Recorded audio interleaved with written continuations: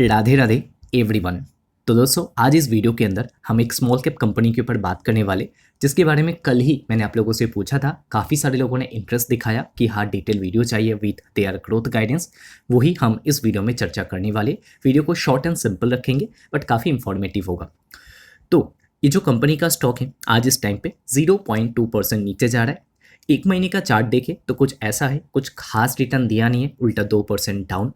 6 महीने का देखें तो 4 या 5% का नेगेटिव रिटर्न। एक साल का चार्ट देखें तो यही दिखेगा, क्योंकि लिस्टिंग बहुत पुराना नहीं है। 4 मार्च को कंपनी का लिस्टिंग हुआ, तो कंपनी ने कितना ही समय, मतलब मान लो कि 3 महीना कंप्लीट किया नहीं है, 2.5 महीना, तो 2.5 मंथ्स ओल्ड इनका लिस्टिंग है। एंड कंपनी का नाम है PNGS Reva diamond jewellery limited. तो ये जो PNGS कंपनी है, इस कंपनी ने जो रिजल्ट पोस्ट किया है रिसेंटली, काफ़ी अच्छा रिजल्ट है। एंड ऊपर से हमने कल देखा कि प्रोमोटर बाय हो रहा है इस कंपनी में, और ज़्यादा इंटरेस्टिंग इसको बना देता है। तो रिजल्ट की बात करें तो इस बार 138% का ग्रोथ आया। प्रॉफिट की बात करें तो 350% का ग्रोथ कंपनी ने पोस्ट किया। जबकि PE रेशियो देखेंगे तो सिर्फ आपको 19 का दिखेगा। सीधा आते शेयर होल्डिंग पैटर्न के ऊपर, एंड शेयर होल्डिंग पैटर्न भी आपको सिर्फ मार्च का ही मिलेगा, क्योंकि बहुत पुराना लिस्टिंग इसका है नहीं। तो इधर पे ट्रेड्स के अंदर आएंगे तो आपको दिखेगा कि यस, मई 2026 में प्रोमोटर का बाइंग हुआ है मिस्टर गोविंद गडगिल का। एंड कितना क्वांटिटी वो देख सकते हो, 11-12 करोड़ का बाइंग है। एंड नीचे एक और की मैनेजरल पर्सन है, तो उनका भी 25 लाख का बाइंग देखने को मिला। इससे पहले भी मार्च में बाइंग हुआ था, एंड तब भी 3.6 करोड़ का CR का बाइंग हुआ था। सारे आपको बाइंग के ही डिटेल्स मिलेंगे जब से लिस्ट हुआ है, कोई सेलिंग का डिटेल्स हमको मिल नहीं रहा है। ठीक है, तो ये काफ़ी अच्छा एंड पॉजिटिव पॉइंट है कि प्रोमोटर खरीद रहा है। मार्च में भी खरीदा था, मई के महीने में भी इन्होंने रिसेंटली 1-2 दिन पहले ही खरीदा है। अगर आप DS के अंदर जाएंगे तो आपको दिखेगा कि टाटा म्यूचुअल फंड जैसे बड़े हाउसेस ने निवेश कर रखा है, टाइगर स्ट्रेटेजीज ने निवेश किया है, सेज वन जिसको मैं पर्सनली काफ़ी फॉलो करता हूँ, समित वर्तक फंड मैनेजर है, तो सेज वन ने भी पोजीशन बिल्ड कर ली है इस कंपनी में, इस छोटे से कंपनी में। बाकी दोस्तों पब्लिक के अंदर एज ऑफ नाउ कोई ऐसा तो इन्वेस्टर नहीं दिख रहा है जिनके पास मोर देन 1% का स्टेक हो। ये सारे मैनेजमेंट के लोग हैं जिनके पास 1% से ज़्यादा का स्टेक है। ओके, ठीक है। अभी चलिए बिजनेस के बारे में थोड़ा सा और हम जानते हैं। जैसे कि यहाँ पर क्या बताया गया है, PNGS Reva diamond jewellery is engaged in the jewelry business, offering different type of jewelry made using diamonds and precious and semi precious stones। अभी थोड़ा सा पहले तो इनके बिजनेस के बारे में और जान लेते कि क्या क्या बेचता है। तो इनके प्रोडक्ट्स के ऊपर हम आ चुके, जहाँ पे मैं जूम करके दिखाता हूँ, जहाँ पे सबसे पहला product diamond rings. And ring से ही इनको ज़्यादातर रेवेन्यू आता है, हालांकि डाइवर्सिफाइड है ओवरऑल पोर्टफोलियो, बट पहले सबसे ज़्यादा जो बिकता है इनका वो है rings, diamond rings. Then diamond earrings, diamond bracelets, तो ये सारे डायमंड सेट वगैरह, सेमी प्रिसिशियस जो ज्वेलरी है, डायमंड बैंगल्स, तो ये सारा कंपनी सेल करता है, नेकलेस वगैरह। एंड अगर थोड़ा सा ऊपर आए तो कौन कौन से रेंज में है वो भी देख सकते हो। तो एंट्री लेवल पे कंपनी ने रखा है 15,000 से 35,000 के अंदर कस्टमर एक्विजिशन के लिए। उसके बाद एवरीडे वेयर के लिए 35,000 से 1.5 लाख का। एंड उसके बाद ओकेशन है, प्रीमियम एंड सिग्नेचर कलेक्शन भी इनके पास है, 5 लाख से 25 लाख या उससे ज़्यादा का भी कलेक्शन इनके पास आपको मिल जाएगा। अभी इधर पे मैं आपको दिखा देता हूँ, सबसे बड़ा जो पोर्शन है इनका वो है रिंग्स का। एंड रिंग्स से 28% का जो बिजनेस है इनका आता है। बाकी कलर्स में ज़्यादा डिफरेंस नहीं है। 28% जो है तो वो शायद बैंगल्स होगा या मंगलसूत्र होगा, तो इधर से आता है। ठीक है, एंड बाकी वेल डाइवर्सिफाइड है। तो क्या बेचता है उतना क्लियर, कौन कौन से रेंज पे इनके प्रोडक्ट्स मिलता है, आई थिंक उतना तो क्लियर हो गया। अभी क्या है ना कि कहीं ना कहीं पे ज्वेलरी के बिजनेस में, हाँ डायमंड ज्वेलरी ज़रूर है, बट डायमंड ज्वेलरी के अंदर भी गोल्ड का तो यूज़ होता ही है, राइट। तो गोल्ड का दाम ऊपर नीचे होने से इनको थोड़ा सा फ्लक्चुएशन जो है वो झेलना पड़ता है प्राइजेस के अंदर। अभी चलिए हम फिर से आते हैं कंपनी के बिजनेस के ऊपर। अगर हम देखें आज के दिन का मार्केट कैप तो आपको 1240 करोड़ दिखेगा, मतलब काफ़ी छोट कैप है। स्टॉक का P रेशियो 19, मतलब वैल्यूएशन भी बहुत ज़्यादा नहीं है। ROC return on equity healthy, 170 crore का कर्जा है, एंड 0.3 टाइम्स का डेट टू इक्विटी है। अभी क्या ये डेट टू इक्विटी ज़्यादा है या कम है? अगर बाकी ज्वेलरी कंपनी से कंपेयर करें तो टाइटन का 0.9 टाइम्स, कल्याण का भी 0.97, थंगम ऑयल का अगर देखेंगे 0.6, पीसी ज्वेलर का कम हो चुका है इस टाइम पे, देन स्काई गोल्ड का 0.7, पीएन गडगिल का 0.8 एंड पीएन गडगिल ग्रुप का ही ये कंपनी, ठीक है, ये याद रखना, पीएन गडगिल एंड सन्स का ही ये पार्ट है पीएनजीएस रेवा डायमंड। मतलब एक स्ट्रॉन्ग बैकिंग है, एंड स्ट्रॉन्ग बैकिंग मतलब कितना पुराना बैकिंग वो मैं आपको दिखा देता हूँ। तो ये जो कंपनी है ना, कोई नया कंपनी नहीं है, ये महाराष्ट्र में इनका बिजनेस शुरू हुआ था एंड वो भी 90 से पहले। तो मैं आपको दिखा देता हूँ इधर पे की स्ट्रेंथ के अंदर देखेंगे ना, तो पहला इनका एक्सपीरियंस प्रोमोटर ही मिलेगा। तो इन्होंने अपना business, jewellery business, gold jewellery business शुरू किया था कब पता है? 1832 से।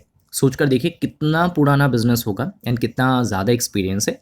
अब ये जो पीएनजीएस रेवा जिसके ऊपर हम बात कर रहे हैं इस वीडियो में, ये 5th जनरेशन जो है इनको रन कर रहा है इस टाइम पे। एंड यहाँ पर देखिए 5th जनरेशन एंटरप्रेन्योर जो है वो रन कर रहा है इस कंपनी को करेंटली। तो गोल्ड ज्वेलरी में एंटर किया तो कैसे कैसे यहाँ पे ये आगे बढ़ते गए हैं एंड जो जनरेशनल एक स्प्लिट है वो देखने को मिला है, वो आप पढ़ सकते हो। एंड महाराष्ट्र से इनका बिजनेस शुरू हुआ है, महाराष्ट्र में ही इनका ज़्यादातर बिजनेस है, महाराष्ट्र गुजरात, तो इन पे ही ये ज़्यादा फोकस करते हैं। अगर और स्ट्रेंथ की बात करें तो स्ट्रॉन्ग रीजनल ब्रांड रिकॉल, क्योंकि पीएन गडगिल भी बहुत टाइम से काम कर रहा है एंड 150 साल से ज़्यादा का जिम एंड ज्वेलरी सेक्टर में ये लोग प्रेजेंट है, तो काफ़ी ज़्यादा एक्सपीरियंस होगा। 150 साल कोई छोटा तो टाइम पीरियड होता नहीं है, बहुत ही बड़ा टाइम पीरियड है एंड तब से बिजनेस किए जा रहा है। ग्रोइंग स्केल ऑफ ऑपरेशन ये भी एक स्ट्रेंथ के अंदर आ जाता है। हेल्दी प्रॉफिटेबिलिटी वो भी एक स्ट्रेंथ है इस कंपनी का, okay. And comfortable capital structure, debt coverage indicators, वो भी सब कुछ ठीक है। अभी कुछ और पॉइंट्स हम डिस्कस करेंगे, बट उससे पहले प्रॉफिट एंड लॉस स्टेटमेंट एक बार चेक कर लेते। तो 2023 एंड 24 में आपको सेल्स में ज़्यादा ग्रोथ नहीं दिखेगा, बट 2025 में ग्रोथ दिखाया एंड 2026 में और भी बढ़िया ग्रोथ है। मार्जिन की बात करें तो 29, 31 एंड अभी आ चुका है 22% पे। प्रॉफिट की बात करें तो पहले 52 करोड़, देन गिर के 42, देन 59, देन 65, मतलब अभी ग्रो हुआ है कंपनी का नेट प्रॉफिट एंड 65 करोड़ पे चला गया। नेगेटिव्स के अंदर अगर बात करें तो कैश फ्लो में थोड़ा सा नेगेटिविटी देखने को मिला है, कि जो प्रॉफिट में था या पॉजिटिव में कैश दिखा रहा था वो उसने 105 करोड़ का नेगेटिव जो कैश जनरेशन है वो दिखाया, तो ये एक नेगेटिव फैक्टर है। एंड बाकी तो shareholding pattern already check out कर चुके हैं। अभी बात करेंगे जो फ्यूचर ग्रोथ गाइडेंस है उसके ऊपर। तो यहाँ पर हम आ चुके फ्यूचर ग्रोथ गाइडेंस के ऊपर एंड कंपनी ने कहा that management aspects top line growth of around 25 to 30% going forward. तो काफ़ी अच्छा ग्रोथ गाइडेंस इन्होंने दिया। 25 से 30% ग्रोथ गाइडेंस खराब थोड़ी ना है, एंड वो भी एक 19 का पीई वाला कंपनी प्रोवाइड कर रहा है, तो काफ़ी अच्छा गाइडेंस दिया है। एंड आगे इन्होंने बताया कि जो ट्रिपल एसडी ग्रोथ है वो 25-30% होगा। उसके अलावा स्टोर एक्सपांशन भी कंपनी करने वाला है। 15 EBO जो एक्सक्लूसिव ब्रांड आउटलेट होता है वो भी अगले 2 साल में कंपनी खोलने वाला है। स्टोर एक्सपांशन में बताया कि FY27 में 6-7 और स्टोर कंपनी का खोलने का प्लानिंग है, तो एक्सपांशन करेगा महाराष्ट्र के अंदर। कैपिटल एंड फंडिंग को लेके इन्होंने ये बताया कि अभी नियर टर्म इनको कोई इक्विटी डाइल्यूशन करना नहीं पड़ेगा पैसा उठाने के लिए। देखिए पैसा अगर उठाना है ना आपको, तो 3 जगह से आप उठा सकते हो। एक तो आप इक्विटी को डाइल्यूट कर दो, मतलब शेयर्स बेचो एंड उसके बदले में पैसा ले लो, या तो आप कर्जा ले सकते हो, ठीक है, या तो QIP कर सकते हो। तो ये कुछ रास्ते हैं आपके पास।